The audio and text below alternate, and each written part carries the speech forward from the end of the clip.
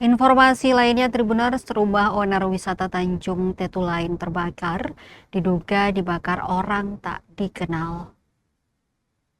Sebuah rumah milik owner Tanjung Tetulain, Nyong Pit Uwen, di kawasan wisata tersebut bertempat di Negeri Hitu, Kecamatan Lehitu, Kabupaten Maluku Tengah, ludes terbakar pada Jumat dini hari sekitar pukul 5 waktu Indonesia Timur.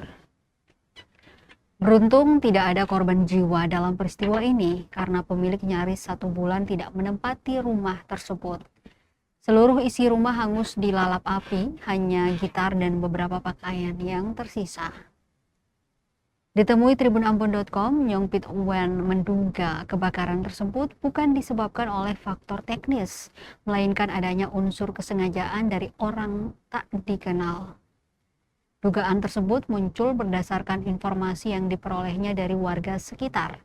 Sebelum kebakaran terjadi, sejumlah tetangga mengaku mendengar suara seorang masuk ke dalam rumah dan memecahkan kaca. Namun, warga tidak berani keluar untuk memeriksa karena takut, mengingat kawasan tersebut hanya ditempati 2 rumah dan masih dikelilingi hutan, sepi dan jauh dari pusat perkampungan. Ia mengaku langsung mendapat kabar dari warga bahwa rumahnya terbakar. Saat tiba di lokasi, api masih berkobar. Warga setempat kemudian berupaya memadamkan api secara gotong royong.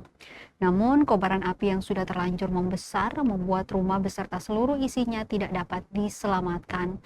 Hingga Jumat 5 Juni sekitar pukul setengah 6 sore, beberapa anggota Satreskrim Polresta Pulau Ambon dan Pulau-Pulau Lease masih melakukan olah tempat kejadian perkara atau TKP di lokasi kebakaran untuk menyelidiki penyebab pasti peristiwa tersebut. Polisi belum memberikan keterangan resmi terkait dugaan pembakaran yang disampaikan oleh pemilik rumah. Proses penyelidikan masih berlangsung guna mengungkap penyebab kebakaran dan kemungkinan adanya unsur pidana dalam kejadian itu.